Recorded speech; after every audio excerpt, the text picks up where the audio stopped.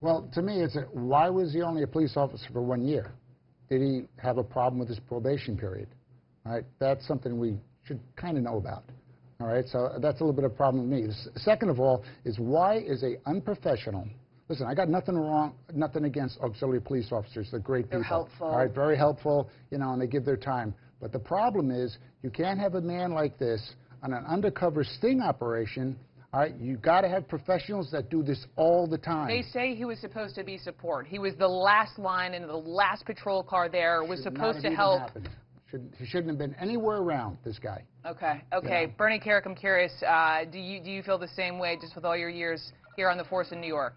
Yeah, I'd have to agree with Harry. I mean, this is a 73-year-old man. I don't know how much training they get as reserve officers there, but why he was on any sting operation. But this is a sting operation where he was selling guns.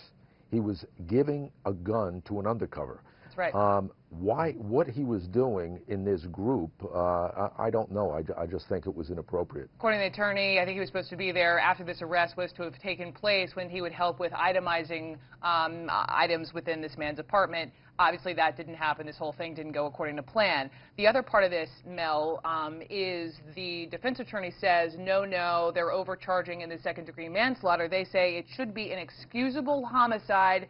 They say mistakes happen. You hear him say on the videotape, I'm sorry, it's a mistake. Your thought? Well, my immediate thought is this is exactly why you need an independent body that investigates the police instead of the police investigating the police.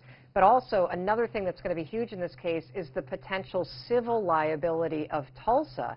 Because here you have what is clear a policy and a pattern and practice where a man with training, without training, who was a police officer maybe 50 years ago for a year, maybe not, who is sitting in on a sting operation under the supervision and authority of the state, and he acted in that capacity and deprived this guy of his rights by killing him. But excusable homicide, when I read that tonight, it sounds like an oxymoron. I realize it is part of the law. I mean, homicide can be excusable based upon what? How would this fit under that category? Well, I think how they think it would fit under that category is that they're looking at it in their judgment and through the lens of being an officer and saying, hey, under the circumstances of the stress, the fact that it was a mistake, the chaos of this guy escaping, the fact that he's a 6-time felon, mistakes happen, too bad.